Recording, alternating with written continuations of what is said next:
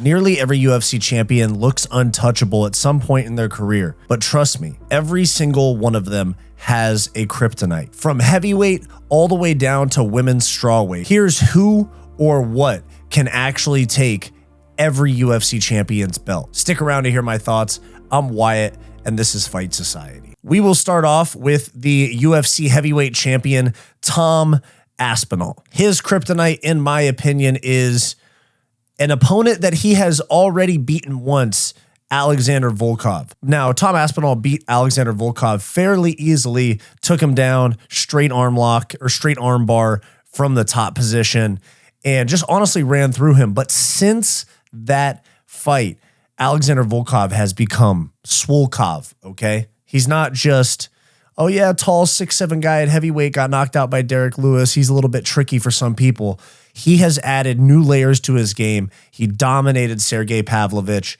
And I think that he, if anybody, could cause a real problem for Tom Aspinall if they were to rematch. Now, he is fighting Jailton Almeida at UFC 321 on the same card that Tom Aspinall fights Ciryl Gane. Now, I believe that Tom Aspinall is going to get past Ciryl Gane and that Volkov will get past Almeida, which will set up a rematch between the two unless John Jones returns, but I highly doubt that John Jones returns. And if I'm being honest, I don't think Volkov is going to beat Tom Aspinall. I think that he just has the best chance out of everybody out there. Of course, there's Shamil Gaziev, who's like the marauder, sticking around he's around in the shadows of the UFC heavyweight division that could give Tom Aspinall problems. But I'll tell you, man, they aren't giving him a title shot. So Volkov, with his muscle that he's added a lot of muscle mass, his size, and his durability. If he could keep the fight standing and not get taken down and submitted by Aspinall, he could give Tom Aspinall a very, very hard fight. And that's why I think that if there is a kryptonite for Tom Aspinall in the UFC heavyweight division, it is 100% Alexander Volkov. Moving on from there, we have the UFC light heavyweight champion, Magomed Ankalaev. He took the belt from Alex Pereira in March, and he's rematching Alex Pereira at UFC 320 in about 2.5 weeks. Although Alex Pereira is the best fighter in that division, in my opinion, and I think that Alex Pereira could get the belt back at UFC 320, I'm not wholly convinced that that's going to happen. But on that same card, Yuri Prochazka versus Khalil Roundtree is taking place. I think Yuri Prochazka is going to win that fight easily. And then I think that sets up, if Ankalaev beats Pereira again, a Yuri Prochazka versus Magomed Ankalaev title fight at 205 pounds. And I think that the UFC will look to make this fight because Ankalaev is not a star by any means is Magomed Ankalaev a star UFC champion. Yuri Prochazka has a cult following, big fan base. People like Yuri Prochazka a lot. If they can't have Pereira with the belt at 205, they definitely want Yuri Prochazka to have it. For Magomed Ankalaev, Yuri Prochazka is way more unpredictable than Alex Pereira. Alex Pereira is looking to land big kickboxing combos. He exits straight backwards. He doesn't exit at an angle. Yuri Prochazka has weird movements, all types of different angles, hands down that can help him dig natural underhooks.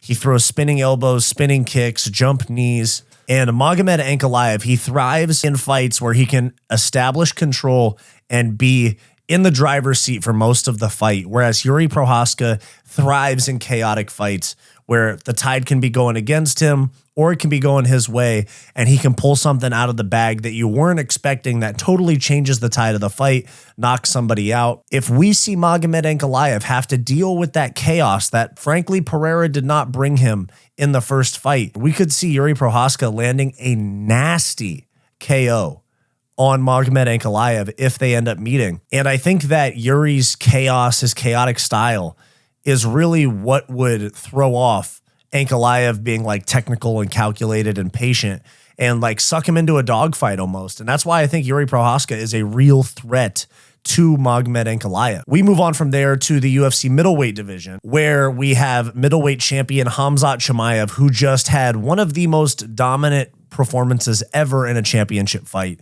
ever by a challenger over DDP. 50-42 on one of the cards, I think. He is going to be a very tough matchup for anybody in the middleweight division, but I think the best suited is not his next opponent. He's going to be fighting Nasruddin Imavov in his next fight.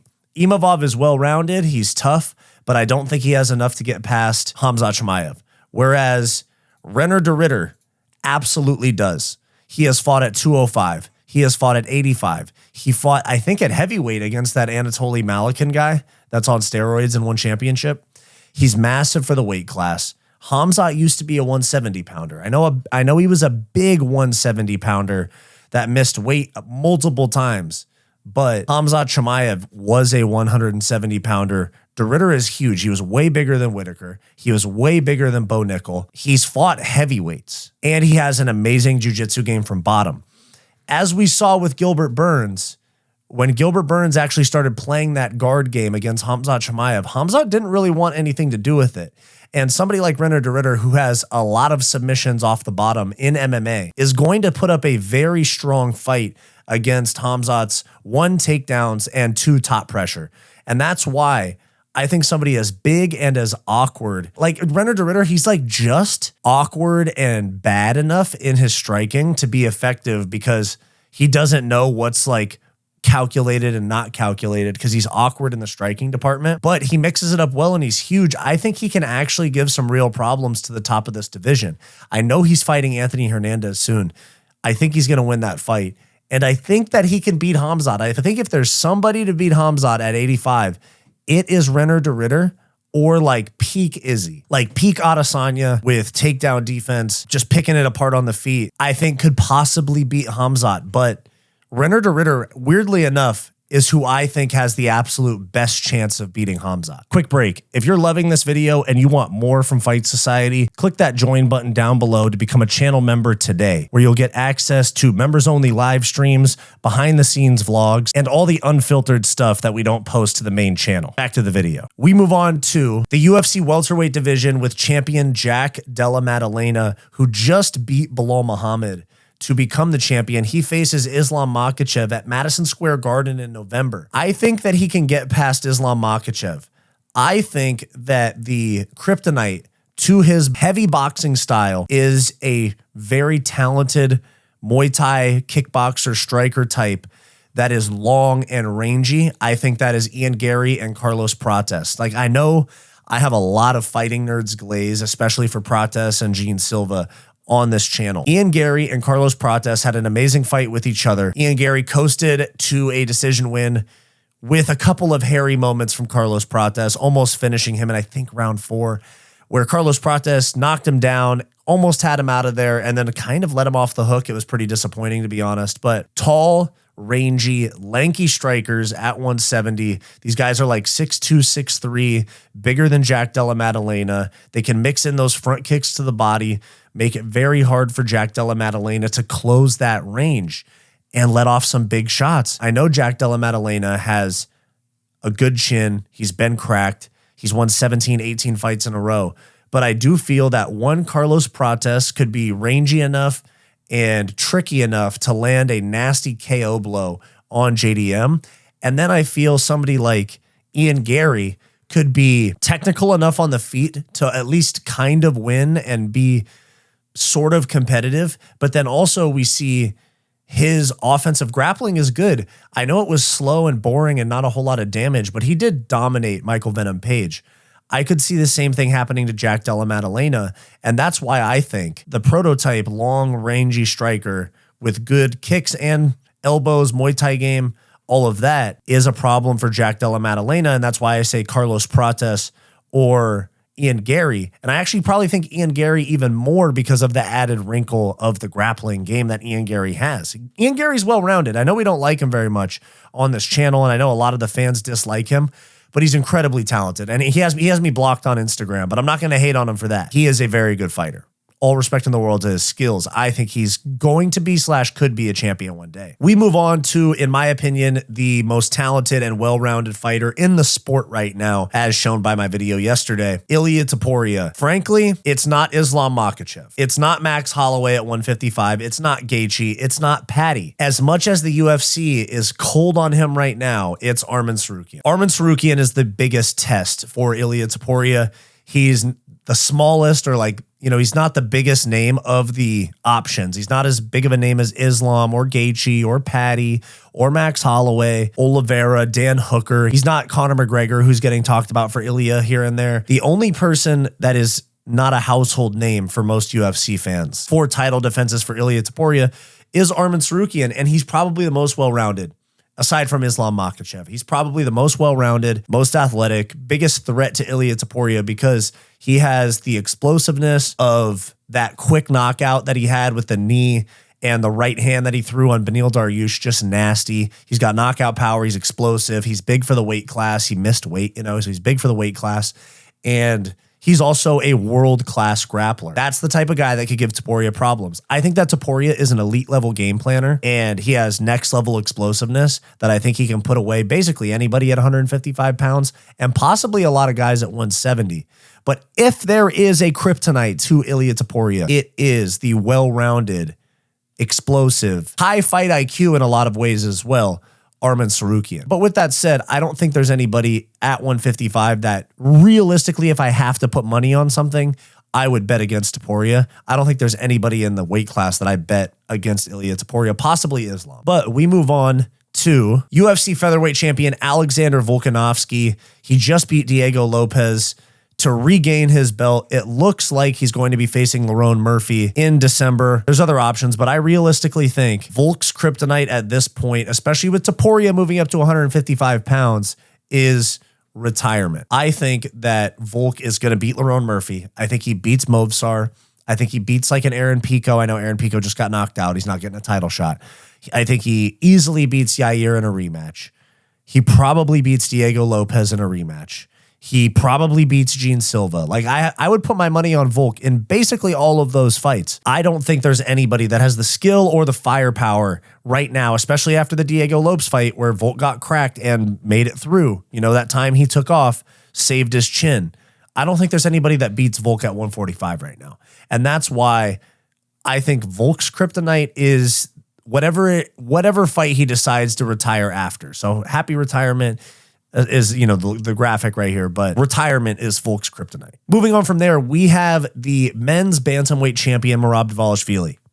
Now, listen, I have talked a lot of shit about Merab on this channel, boring fight style, all of that, EPO user possibly. I have a lot of respect for what he's done in one of the most talented divisions in the sport, even if I don't agree with his fight style or how he has, you know, dominated this division. And with that said, there is a kryptonite, but I'm semi-cautious to call it a kryptonite for Merab because it's really just the most challenging matchup in the division that's left, but I really don't know who beats him. It could be Umar, I guess. But really, the things that could actually beat Merab is possibly a weight cut to 125 for a super fight with Pantoja, killing his cardio, and he loses that fight, or going up and fighting Volk at 145, and I think he loses that fight as well. But we're talking about him losing his bantamweight championship. There's kind of nobody. I mean, yeah, sure. I mean, Umar is probably the most talented and well-rounded and able to put up a fight in the wrestling game, in the clinch game, fence wrestling. But still, I don't really see much in terms of opposition for Merab at 135 pounds. It would be a weight cut to 125 killing him or the size difference at 145 costing him. I don't think there's anybody for Merab to take that belt at 135. Kind of have a similar thing with Alexandre Pantoja. I literally can't think of anybody at 125 to take the belt from him. He's already beaten most of the guys. I think he's going to submit Josh Van fairly easily. The only thing I can think of is losing by going up to 135 and being out-muscled and outsized and out-cardioed by Merab. That could be a super fight that gets done, is Pantoja up to 35. But still, that's kind of going against my logic on the last one. But I really don't have anything for Pantoja. I don't think there's anybody in this weight class that takes the belt from him. He's beat Moreno multiple times. He's beat Kai Kara France more than once. He's beat Royval more than once. There really isn't anybody that takes the belt from Pantoja. I think he's going to beat Josh Van. I think he beats Tatsudo Taira. He already beat Steve Ursig. I'm pretty sure he beat Manel Kopp on his way up too. I can't remember, but there's nobody in this weight class that's really going to give him a hard time. And that's why, man, I just don't know. I don't have anything for who would take the belt from Pantoja at 125. And so that's why I put, you know, a super fight with Merab being possible. with him going up to 35, something like that. We move on to the women's bantamweight champion, Kayla Harrison. And frankly, I think she beats anybody they put in front of her. She's going to beat Amanda Nunes just on the size and strength difference. She's going to take her down and ragdoll Amanda Nunes. I'm already calling it. They're going to do it on the White House card as like the co-main event to McGregor versus Holloway or McGregor versus Chandler, something like that. I already see it. And they're going to give her that much time to, get ready. They're going to give her basically a year to get ready because Nunes is coming out of retirement. She probably doesn't want to come back super quick. She probably wants to ease back into a fight camp, get into fight shape, all of that. So, nearly a year probably suits her. And then Kayla Harrison, for her, it's the weight cut. If she has a year, she can get to a lower weight and stay around there so that she's within striking distance and doesn't have to suffer like through a camp of not eating and things like that to make 135. Because keep in mind, in the PFL, she was at 155, maybe 145 for one fight. Olympics for judo, she was at 172. And this is all previously. So as time goes on, that weight gets harder to cut and she's going down in weight from there like a lot.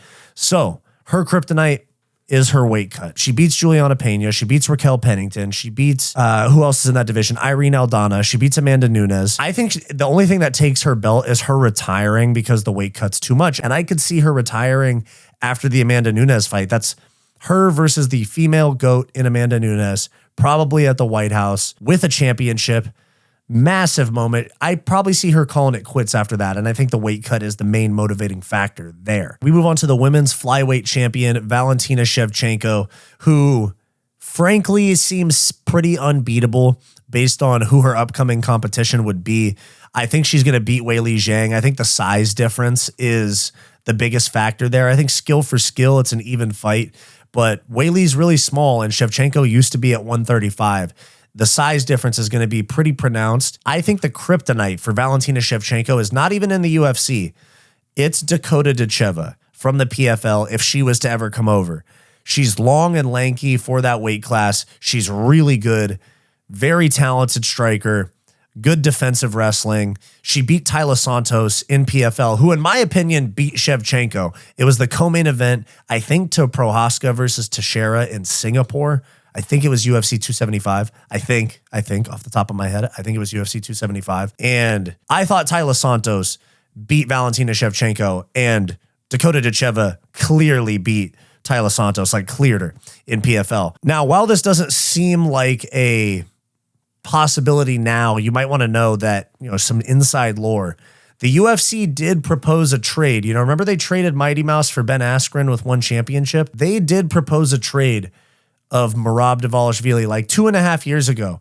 Merab Dvalishvili to the PFL for Dakota Ditcheva, and obviously it didn't work out because Merab's a champion and he's the star now. Dakota Ditcheva's locked in a multi-year deal in PFL. But the UFC has shown interest in her before, so don't be surprised if for some reason, somehow, some way, we see Dakota Ditcheva in the UFC at some point in her career. Is Shevchenko still going to be around by then? Only time will tell. But I think that she is the only women's MMA fighter right now. I know that Alexa Grasso submitted her, but right now, the only women's MMA fighter that would beat Shevchenko, I think, is Ditcheva. So we move on to Weili Zhang. Now, let's just be real. She has absolutely cleared the women's strawweight division. There's nothing for her. There's nothing at all for Weili at 115. And that's why she's moving up to 125. And that's why her kryptonite is the size difference against Shevchenko. I know I just used a little bit of backwards logic because I used Umar as like a random kryptonite for Merab because everything else is outside the weight class. But some of these champs just don't have anybody that can come close. And so that's why I have Pantoja going up in weight or Ditcheva from PFL for Shevchenko. And here, same thing, different weight class. I think this is the only fight that Weili loses for sure. In my opinion, I think she's going to lose to Shevchenko pretty clearly, just on size and physicality. I think that this is the only fight that she loses. Everything else, at strawweight especially, and probably most of the flyweight division, she probably finishes a lot of these women in the first round. She is very explosive, very dangerous, and very well-rounded. So that's who I have for who beats each UFC champion. I got Volkov for Aspinall. I got Yuri. I got RDR for Khamzat. Protest or Ian Gary for JDM. Sarukian for Topuria. Retirement for Volk. Umar for Merab. Merab for Pantoja. The weight cut / retirement for Kayla Harrison. Dakota Dacheva for Valentina Shevchenko, and Valentina Shevchenko for Weili Zhang. Let me know your thoughts down below. What is the kryptonite for each of these champions? Was I right? Was I wrong? Let me know down below. Do you want more from Fight Society? Like and subscribe below this video and click the join button to become a channel member today to get access to behind the scenes vlogs and members only live streams.